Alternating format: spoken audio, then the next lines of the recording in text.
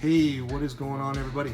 East Tactics here, and I am going to be doing the video I was telling you about, installing the 40mm fans onto the motor, and we're going to be implementing shock mitigation tactics with the sorbothane.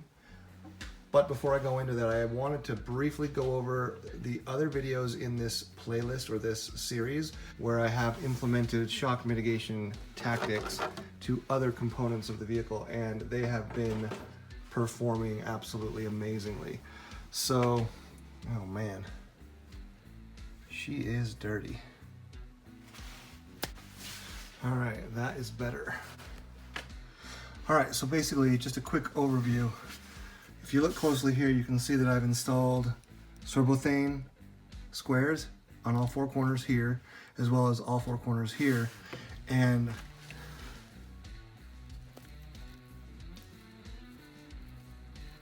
okay, so there's those, and then underneath the center of this, on this silver ESC mount, I've also placed a piece of sorbothane directly over the center of it.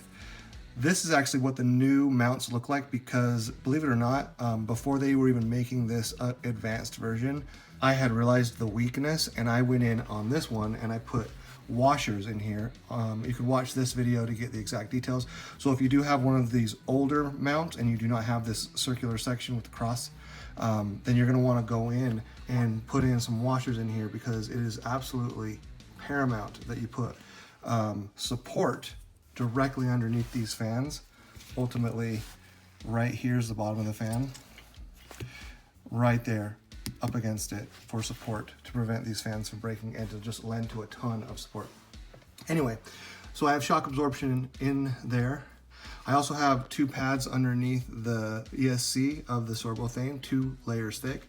And if you look really close in here, you can actually see there's a layer of sorbothane right here, as well as utilization of these grommets. And then down below under the ESC, down in there, there's 3 layers underneath this servo. So you're gonna wanna watch the video on how I installed the sorbothane underneath the servo. I have a video on how I installed sorbothane underneath the ESC itself. And then I have a video on shock mitigation for installing this fan on the ESC with shock mitigation tactics. So now, today, we're going to be installing a 40mm fan on the motor, incorporating similar shock mitigation tactics as well as providing a support directly underneath the fan. And I can't stress enough how important it is to have direct support underneath the fan in this area here.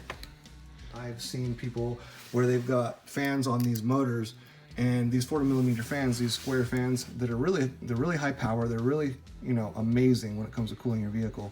But they've got them sitting up on top of this thing. Some of them are hovering in the air out here, and the one that's in the middle here doesn't have any support directly underneath it. It's just kind of floating. Even if there's a centimeter of space between this right here and your heatsink or your ESC or whatever, then you're exponentially increasing the chances of having a breakage from a really hard landing with some chassis slap, especially if you're at a BMX park where there's hard dirt, or if you're at a skate park, or if you're just Rich Duper Bash or RC Dude 81 style jumping. Then it's absolutely imperative that you incorporate these shock mitigation tactics that I'm going to be implementing today. So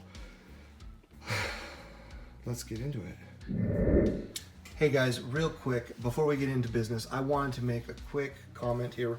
Sometimes I just forget to ask, and I know that having a call to action to subscribe to my channel goes a long way. Many of you come to my channel and you watch a lot of my videos, but you just space the idea of hitting the subscribe button. So if you could hit that button right now, subscribe to my channel. And if you are new to my channel and I need to convince you to subscribe, just look at my library, especially if you're interested in getting into the Arrma platform. I have just about everything up under the sun for you to help you with tactics and ways to improve your vehicle. And I've got many more ideas and things to come. So hit that subscribe button. I would really appreciate it. All right, let's get back to business. So these are the parts that you're gonna need right here.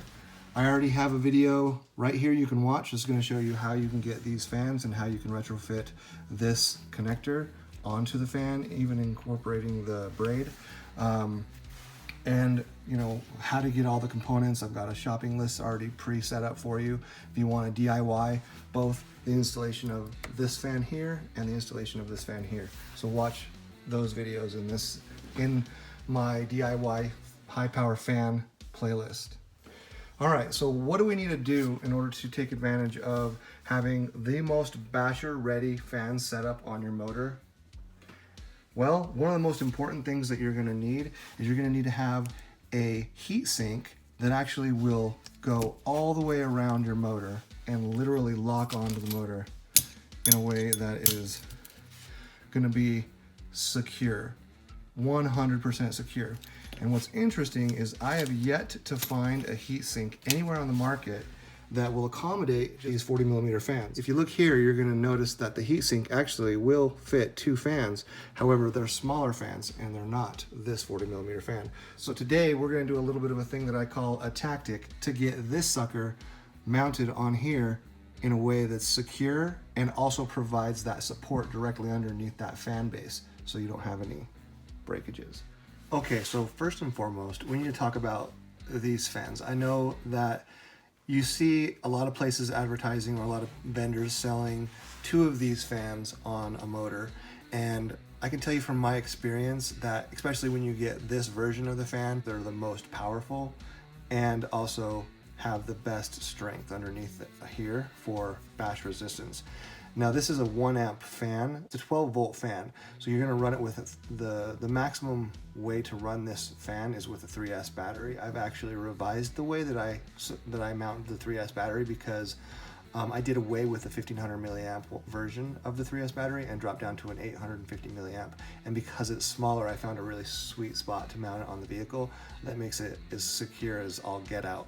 So anyway, what I was getting at though was you don't actually need to own or to install 2 of these fans because they're so powerful. 1 of these fans is enough to really keep your motor, even in the summer, to keep your motor below or at optimal temperatures. So, and one of the nice things about only installing 1 of these fans is when you install it, you can actually put it out here on the end of the heatsink so that you're not kind of getting in the way of your roll cage and the beams of the bars that go through to mount the roll cage down. And you could also secure this thing at a 90-degree angle or straight up and down. A lot of times you're going to see people installing these things not only up off of the heat sink or out here, but also at an angle like this, which when you're coming down extremely hard, you're not taking full advantage of the support system that we're going to be incorporating with the shock mitigation tactics. When it's straight up and down, you're going to basically be taking full advantage of that shock absorption. If it's like this, then you're going to be knocking the fan basically down sideways. The impact is a little more likely to break it. So we want it to be straight up and down. And so having 1 fan allows you to push it out here to the very end and also get it to where your fan is going straight up and down. So I wanted to bring that up. So now let's take a quick look at all the things you're gonna need here to accomplish this task. Right here, I've got some drill bits that we're gonna be using. We've got your 4 40mm bolts, which you can get from this kit.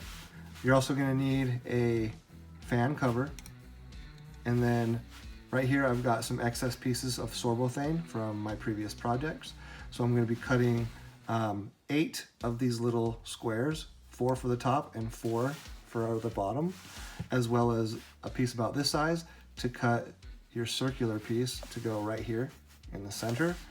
And this right here is a little, it's like a little copper grommet insert that you actually get a lot of times with your servo. Works great for putting the holes in the sorbothane to get these little squares that you're gonna want to create, which I'll show you that when I get to it. But so, and then you're gonna need this heatsink with the wraparound bottom connector so you can tightly secure it to your motor. And it comes with a baggie of screws. So yeah, that's pretty much everything you need. So now the real question is, how do we get this fan onto this heatsink in a nice, secure way? Well, what you need to do is when you've got these 40mm screws, you take and you put them through all 4 of them. And you also notice that these 40mm screws fit nicely through this without needing to be threaded, because we don't want them to thread through. We actually want there to be a little bit of movement so we can take advantage of that shock mitigation tactic, which is already nice. You don't have to pre-drill these holes any bigger when you buy these specific fans that I have links to in the description. Then you're gonna find that these slide through nice and easy. Okay, so we're gonna slide all 4 of these through, right? Okay, next thing we're gonna do is with them all the way through, we're gonna place it onto the heatsink, and we're gonna take special care to make sure that the fan is seated all the way down. You can see all the way around. You'll notice it's not moving side to side, it's nice and snug. So what we're gonna do is we're gonna push this thing all the way to the edge, so where it's flush. We're gonna hold it nice and secure, and then we're gonna push down on all 4 of these.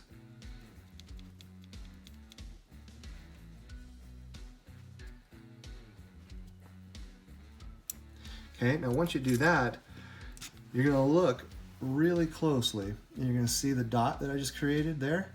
You see the dot that I just created right there? You can see it here, and then it's just right above the tip of the Y there. Okay, so now you've got your dots created. And this process that we're going through right here is, you know, you have to be patient and you have to not be like super rush. You've got to make sure that when you push these little dots in, that it's nice and, you know, flush right here and everything, because you want this to be as exact as possible. Okay, so now that you've got your marks, what you do, you're going to start with a 1/16 and just create a little dimple. I'm going to tell you exactly where, and then we're going to jump up to a 3/32 for the actual hole. Okay. Now, the exact spot that you want to drill when it comes to your little dot is you want to put your pinpoint. If I had to say you were to make a mistake, I would rather you be literally on it than too far down, because when you end up doing the 3/32, you actually sort of want that to leave a little bit of a divot or a scratch right here on this thing. And then on this one, I actually had to remark that one because that one was too low. When you end up making your marks, they should be about that distance from right here to this, which is very small. So this one, we're gonna drill our dimple just below it. So I'm gonna do that now. For the dimple, you can go in at the angle that matches the angle of the heatsink itself. All right, got my dimples. So this is about the size of the dimple you wanna make.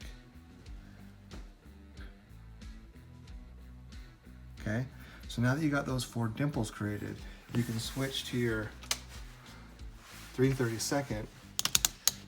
Now, when you start drilling with the 3/32, you can start out initially on the dimple at that angle, but right away transition to straight up and down.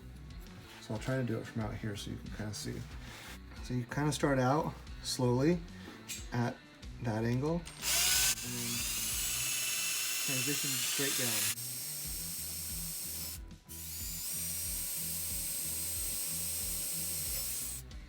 Now, you do want to make sure that you do go all the way through on all of them.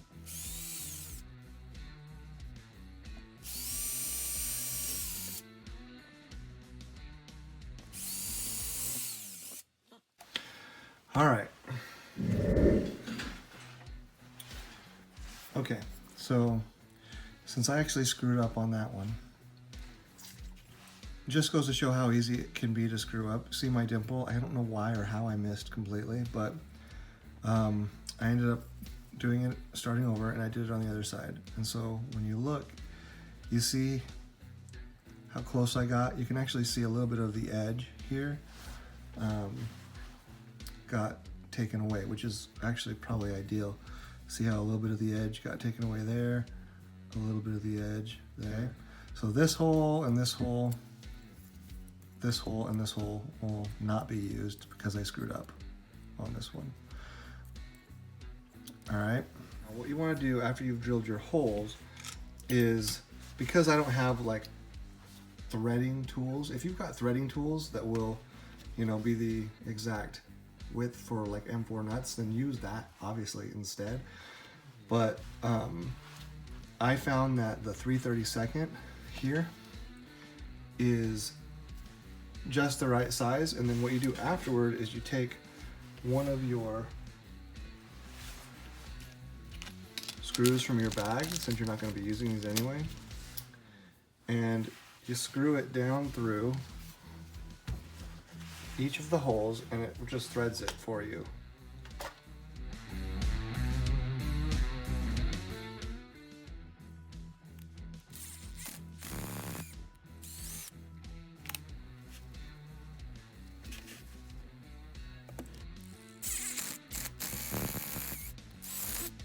So if you end up stripping a screw like that, not a big deal, because it's likely going to happen. Take your vice grips and careful not to break the screw inside.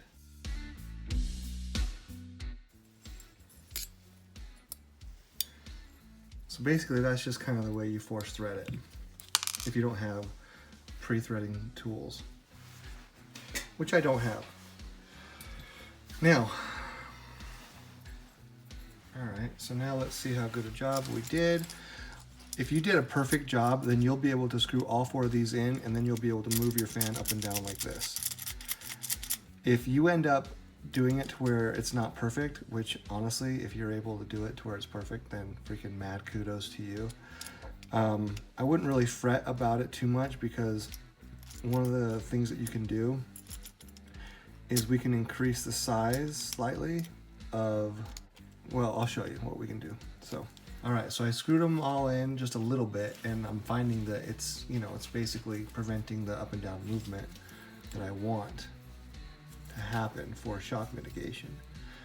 Now, because I've lost that ability right here, one of my thoughts is to increase the size of the holes on the fan and see if I can recoup that.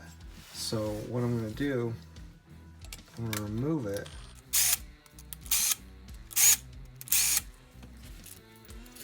So the solution for me to basically get back that movement is to increase the size of the hole to 964 on this fan. So I'm gonna do that real quick. Again, if you're really lucky and you're really good and you're precise at this, you'll have this up and down movement by just basically drilling the holes as is. But apparently I'm just not, I mean, yeah, it'd be difficult. Okay, so now we're gonna drill this through.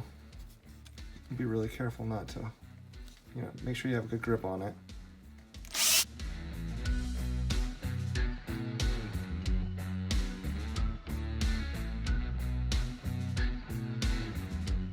All right, so basically what I'm finding is I've got to keep, in order for me to get this movement that I want, so I notice when I take this one off right here, super nice and flowing, right? So what I'm gonna do, I'm gonna take my drill, we're gonna just drill this one out a little bit more.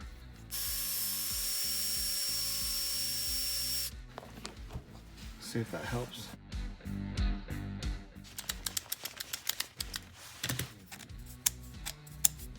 Good enough.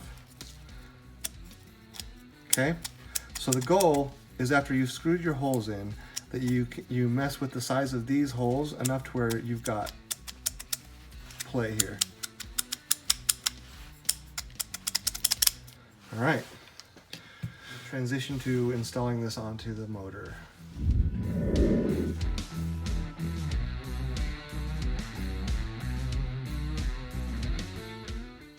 All right, so now it is time to go ahead and outfit this thing with the shock mitigation that we want.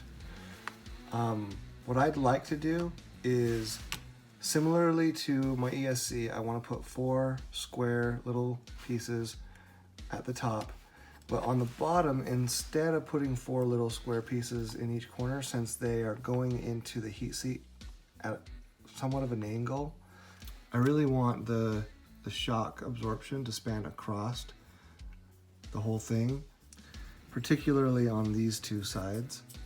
So I'm gonna make a piece that runs from here to here on each side, and from here to here. And then I'm gonna, of course, put a circular piece in the center.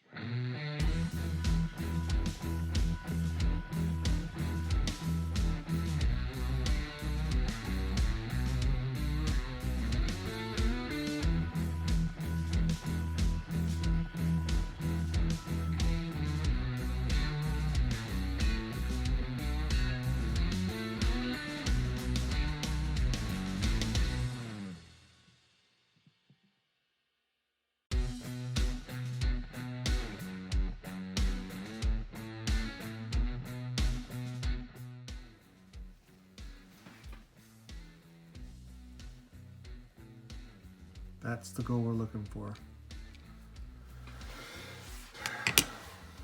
Okay, now to attach it to the vehicle. And ideally, I'm hoping to not have to take the motor out. Tie this piece in first. For now, I'm just gonna go ahead and pull this rod out, just to kind of get it out of the way. And you just take your little bag. It comes with 4 little ones.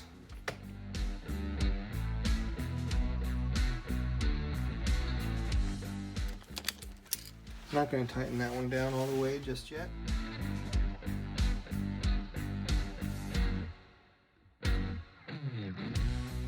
So not quite all the way tight. Now I'll go ahead and get this one, get them all somewhat tight. All right, so you do want to make sure that you have it pushed, back as far as it can go. Now, one thing I want you to keep in mind is I took a Dremel and I shaved some of this off so that it is shorter. And it seems to me like we're gonna have to, while the heatsink is loose, we're gonna put this back in.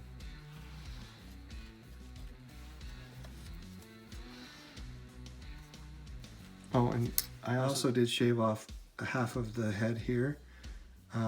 This was actually a while ago though, so I could accommodate for my last setup, the heatsink setup that I had. So, but anyway, it does help out, both having it shaved there and slicing off a piece of it here. So anyway, just an FYI. Okay, now we can move this back straight up and down, which is one of my favorite things about this heatsink, is its low profile and allows you to maneuver all the way. Okay, so now let's go ahead and tighten it.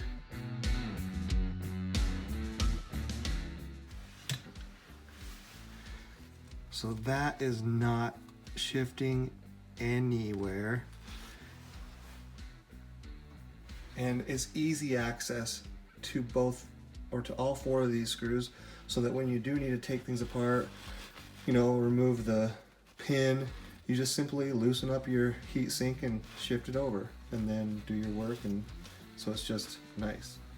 Now if you look close, we should be able to see the ability for that to take advantage of the shock mitigation. This is something I wanted to show you guys.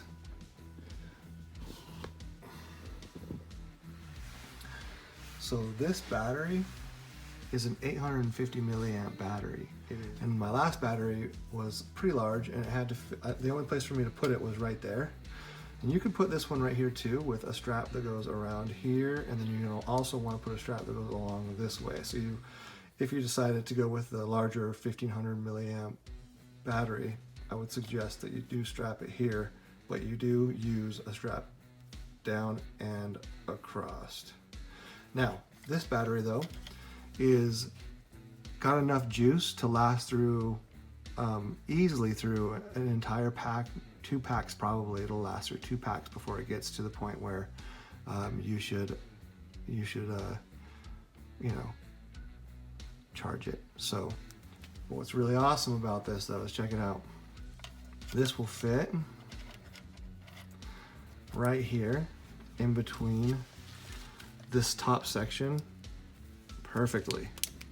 Just pushes right down in there, and then you take your strap around, and you only need one strap really for this because it's basically locked in on all sides there.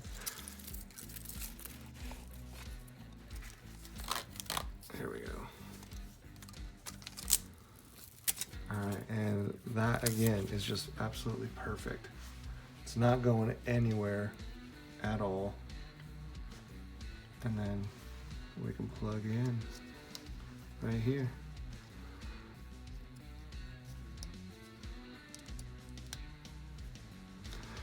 All right, let's hear these bad boys roll.